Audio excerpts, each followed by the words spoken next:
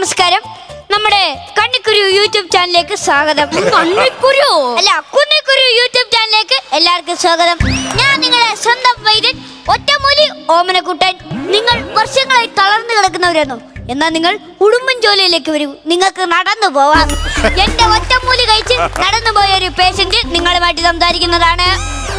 നമസ്കാരം, എന്റെ പേര് സുമലത. എന്റെ വൈദ്യശാസ്ത്രത്തില് എന്നെ കൈ ഒഴിഞ്ഞപ്പോഴാണ് എന്റെ ജീവിതത്തിൽ ഒരു മിന്നലടിച്ചത്. മിന്നലാ? അല്ല, ദിവ്യ വെളിച്ചം ഉണ്ടായത്. ആ സമയത്താണ് ഏട്ടാ ഈ വൈദ്യൻ ഒറ്റമൂലി ഓമനക്കുട്ടനെ കുറിച്ച് ഞാൻ അറിയണതും നേരെ ഒരു വണ്ടി വിളിച്ച് ഇങ്ങോട്ട് വന്നു. ഇപ്പൊ ഞാൻ പൂർണ്ണ ആരോഗ്യവതിയാണ്. നീ ഇത് പോസ്റ്റ്. അല്ല, ഇന്നലെ പോസ്റ്റ് ചെയ്ത റീലിന് റെസ്പോൺസ് എങ്ങനെ ഉണ്ടായിരുന്നു? നല്ല റെസ്പോൺസ് ഉണ്ട്, ആരും നല്ലത് പറഞ്ഞിട്ടില്ല. ഇതെന്തുവാടി കുറെ പേര് സ്റ്റാർ ഇട്ട് കളിക്കുന്നേ? നാട്ടുകാർക്ക് പച്ചത്തെറി വിളിക്കാൻ പറ്റാത്തോണ്ടാണ് അവര് സ്റ്റാർ ഇട്ട് കളിക്കുന്നത്. എല്ലാ ഉടായ്പിനും കൊണ്ട് ഞാൻ മടുത്ത്. എന്ത് മനുഷ്യ, നിങ്ങൾ ഇന്നേ വരെ ഏതെങ്കിലും ഒരു രോഗിയെ ചികിത്സിച്ച് നന്നാക്കിയിട്ടുണ്ടോ?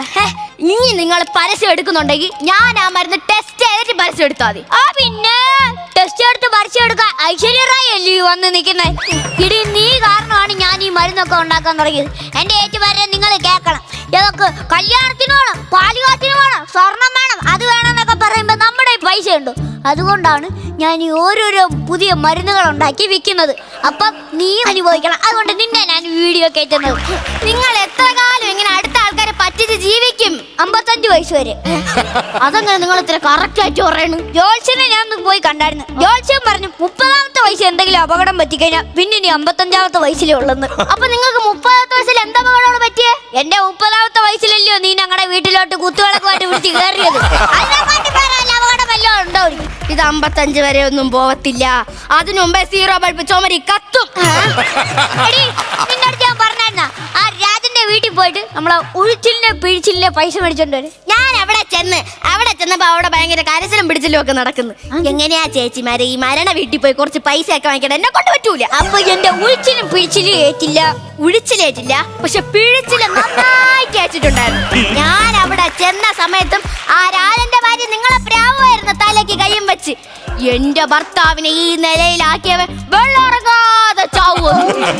വീട്ടിൽ വെള്ളം എടുത്താണ് എന്തിന്? ഇറങ്ങുമോ നോക്കാനാ. ആ സ്റ്റീം ബാത്തിരിക്കുന്ന സാധനം ഇങ്ങ് എടുത്തോണ്ടോ. അതിന്റെ അകത്ത് എന്താ ഇരിക്കണത്? അതിന്റെ അകത്ത് ആള് കണക്കും ഇല്ലാത്തോണ്ട് ഞാൻ 4 കോഴിമുട്ട പുഴുങ്ങാൻ വെച്ചായിരുന്നു. നിങ്ങൾ ഇങ്ങനെ മുട്ടയും മുഴുങ്ങി തിന്നോണ്ടിരുന്ന. നിനക്കറിയാലോ എന്റെ ഈ വൈദ്യശാലയിൽ വിദേശികൾ വന്ന കാര്യം? പറയട്ടെ, ചെറുവരൽ ഉളുക്കുമായിട്ട് വന്ന മദാമേ നാടു തളർത്തിയ മനുഷ്യനാണ് ഈ നിൽക്കുന്നത്. നിങ്ങൾ കൂടുതലൊന്നും പറയണ്ട. അവര് പോകുന്ന സമയത്ത് എന്റെ അടുത്ത് ഒരു കാര്യം പറഞ്ഞായിരുന്നു. ഇയാളുടെ പാസ്പോർട്ട് വലിച്ചു കീറാൻ. എങ്ങാലും ഇയാൾ ഇന്ത്യ വിട്ടു പോയി കഴിഞ്ഞാൽ അവര് വെടിവെച്ചു കൊല്ലും.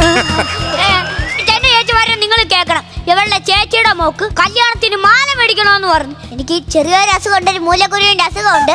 അത് വേദന എടുക്കാതെ കരിക്കാൻ വേണ്ടി വെച്ചിരുന്ന 45,000 രൂപ എടുത്താണ് ഇവളുടെ ചേച്ചിയുടെ മോക്ക് മാല മേടിച്ചത്. എന്തിനാ ചേച്ചിമാരെ ഇയാള് കൊണ്ട് 45,000 രൂപയൊക്കെ കൊണ്ട് കളയണത്? എന്റെ അടുത്ത് കുറച്ച് ചൂട്ടും കൊതുമ്പും തന്നിട്ടുണ്ടെങ്കിൽ ഞാൻ കത്തിച്ചു കളഞ്ഞു. അത് മൂലക്കുരുവാ, അല്ലാതെ കടന്നൽ കൂടല്ല.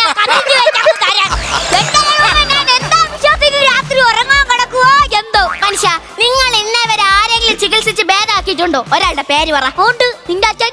എന്റെ അച്ഛനാ? എടി, നിന്റെ അച്ഛൻ ഇവിടെ കള്ളച്ചോറ് തിന്ന് അരക്കി തപ്പിട്ട് തളർന്നിടുന്ന ഓർമ്മയുണ്ടോ? അതിന് ആ നിമിഷ നേരം കൊണ്ട് നിന്റെ അച്ഛനെ ഇവിടുന്ന് എന്നെ ചോദിച്ചില്ലേ? ഈ ഇഞ്ചി വേര് മൂക്കിന്റെ താഴെ വെച്ചോണ്ട് നടക്കണ ഇയാൾ എന്റെ അച്ഛനെ എന്ത് ചെയ്തെന്നറിയാമോ? തളർന്നു കിടന്ന് എന്റെ അച്ഛനെ വള്ളിച്ചൊറിയാണം വെച്ച് അടിച്ച് പുള്ളിമാ ഓടനാടക്കാണ് എന്റെ അച്ഛൻ ഓടിയത്. നിങ്ങൾ കൂടുതലൊന്നും പറയണ്ട, എനിക്ക് ഓർമ്മയുണ്ട്. ഇവിടെ ആരുമില്ലേ? താണ്ട് ആരാണ്ട് വരുന്നു. നീ ഒരു കാര്യം ചെയ്യ്, അഭിനയം തുടങ്ങിക്കോ.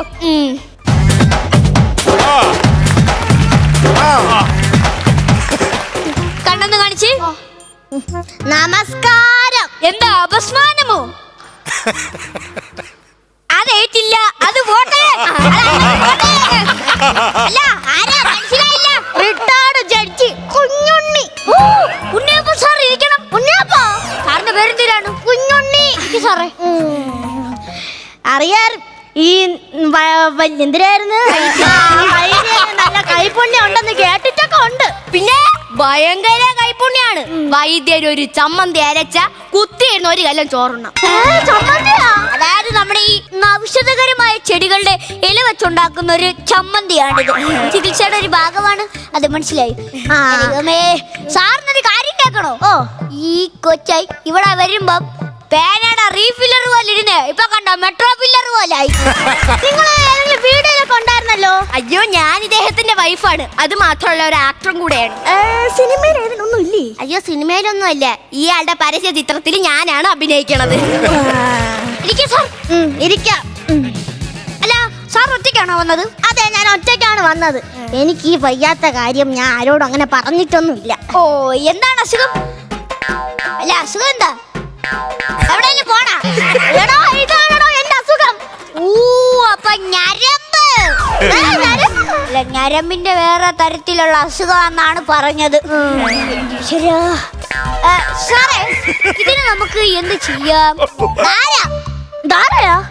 അത് കൊള്ളാം. ഇത്ര നേരം ഞാൻ ഇവിടെ വന്ന കാര്യം പറഞ്ഞിട്ട് അവൻ എന്റെ അടുത്ത് ചോദിക്കണു ഞാൻ ആരെന്ന്. എന്റെ സാറേ, അതല്ല ഞാൻ പറഞ്ഞത്. ധാരയില്ലേ, ധാര. ധാര ചെയ്യണോ? മനുഷ്യ, നിങ്ങൾ ഇങ്ങോട്ട് വന്നേ. ധാരയൊന്നും ചെയ്യണ്ട. എന്താ? ഇന്നാളെ നിങ്ങൾ ആ SIക്ക് ധാര ചെയ്തില്ലായിരുന്നോ? നമ്മൾ ധാര എന്ന് പറയുമ്പോ ഇപ്പൊ ഉരുളിയിൽ വെള്ളമൊക്കെ ഒഴിച്ച് ചെയ്യണ സംഭവല്ലേ? ആ ഉരുളി പൊട്ടി അയാളെ മോന്തക്കൂടെ ഇന്ന് 6 പല്ലാണ് പോയത്. അപ്പൊ ധാര വേണ്ട. അപ്പൊ സാർ, നമുക്ക് ധാര വേണ്ട. പിന്നെ വേറെ ചികിത്സ പാക്കേജിലുണ്ട്. ചികിത്സ അതെന്തോന്നാണ്? 10,000 രൂപയ്ക്ക് തടവൽ മാത്രം, 20,000 രൂപയ്ക്കോ തടവലുണ്ട്. പിന്നെ നമ്മളെ ഇവിടെ കിടത്തിൽ ചികിത്സയുണ്ട്, ഫുഡ് വരെ ഉണ്ട്. അത് കൊള്ളാം. അത് കഴിഞ്ഞിട്ട് 1 ലക്ഷം രൂപയുടെയാ. അതെന്തോന്ന്? സഞ്ചാനോ പിന്നെ പന്തൽ വെച്ചിട്ട് ഞങ്ങൾ അവിടെ നിന്ന് വരത്തുള്ളൂ. വിവിധ തരം ചികിത്സ. അതാണ് ഞാൻ ഉദ്ദേശിച്ചത്. അയ്യോ, ഈ പറയുന്ന വിവരമില്ലാത്തവളെ. സാർ ഇരിക്കും. സാർ ഇരിക്കാം. കുറെ നേരം കൊണ്ടിരിക്കണം ഞാൻ. സാറിന് പെടല് വെട്ടുന്നല്ലേ? ഇപ്പൊ നമുക്ക് ശരിയാക്കാം. ഈ കണ്ണൊക്കെ ഒന്ന് ടെസ്റ്റ് ചെയ്. കണ്ണൊന്ന് കാണിച്ച്. വേണ്ടറിന് എന്നാ പിന്നെ പെടല് വെട്ടല്ലേ? നമുക്ക് ശരിയാക്കാം. ഇത് ഭയങ്കര കൈപ്പുണ്യമുള്ളതാണ്. ഞാൻ ഇതങ്ങോട്ട് വെച്ചേരാ അങ്ങ് മാറും. നമുക്ക് തുടങ്ങാം.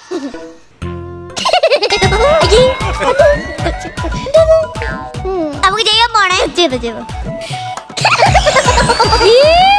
ഒരു ജഡ്ജി എന്ന് കാണിക്കുന്ന കാണിയര് കണ്ട ഈ ഇക്കടിയാവുന്ന ചിരിക്കല്ലേ? നമുക്ക് അസുഖം ഭേദമാക്കണ്ടേ? ഭേദമാക്കണം. എന്റെ കൈപ്പുണ്യവാ. അപ്പൊ ഞാൻ കൈ വെച്ചാ സാറിന്റെ വെട്ട് മാറിയിട്ടേ സാർ ഇവിടുന്ന് പോകത്തുള്ളൂ. മനസ്സിലായല്ലോ? സാറിന്റെ വെട്ടല് മാറിയിട്ടേ സാർ ഇവിടുന്ന് പോകത്തുള്ളേ. വേദന സാറേ? ഒട്ടും വേദന എടുത്തില്ല എനിക്ക്. ഇല്ല, വെട്ടല് മാറിയാ? വെട്ടലൊക്കെ മാറി. അതാണ് ഞാൻ പറഞ്ഞത്. എന്റെ ഈ കൈപ്പുണ്യം എന്ന് വെച്ചാ ഈ ഒറ്റമൂലി ഓമനക്കുട്ടന്റെ കൈപ്പുണ്യാണ്. ആറാ വാക്കൊക്കെ ഉണ്ടാക്കിയത്. കൈപ്പുണ്യം എന്ന് വെച്ചാൽ ഭയങ്കര കൈപ്പുണ്യാണ്. ഇങ്ങോട്ട് തിരിച്ചറേ. തിരിയാൻ പറ്റണില്ല. സത്യമായിട്ട് തിരിയാൻ പറ്റണില്ല. ഇത് നോക്കിയാണ്. വെട്ടല് മാറിയാ? വെട്ടല് മാറി. ഞാൻ പറഞ്ഞില്ലേ, ഈ ഒറ്റമൂലി ഓമനക്കുട്ടന്റെ കൈ വെച്ച് കഴിഞ്ഞാ വെട്ടല് മാറും. അമ്മാരി കൈപ്പുണ്യമല്ലേ? പക്ഷെ തിരിക്കാൻ പറ്റണില്ല. ഓക്കെ സാറേ, വെട്ടല് മാറിയല്ല. ഇനി സാർ വെക്കോ. സാർ, ഞാൻ എന്തിനാണ് പറഞ്ഞേ? വെട്ടല് മാറിയിട്ടേ സാർ ഇവിടുന്ന് പോന്ന് ഞാൻ പറഞ്ഞ. വെട്ടല് മാറിയില്ലേ സാറിന്റെ അസുഖം കഴിഞ്ഞു. വേദന എടുക്കണ്. ഫ്ലവേഴ്സ് ഒരുക്കുന്ന കാഴ്ച വസന്തം യൂട്യൂബിൽ പ്രേക്ഷകർക്ക് ലൈവായി കാണാം. ഫ്ലവേഴ്സ് കോമഡിയിൽ ജോയിൻ ചെയ്യൂ, ആസ്വദിക്കൂ.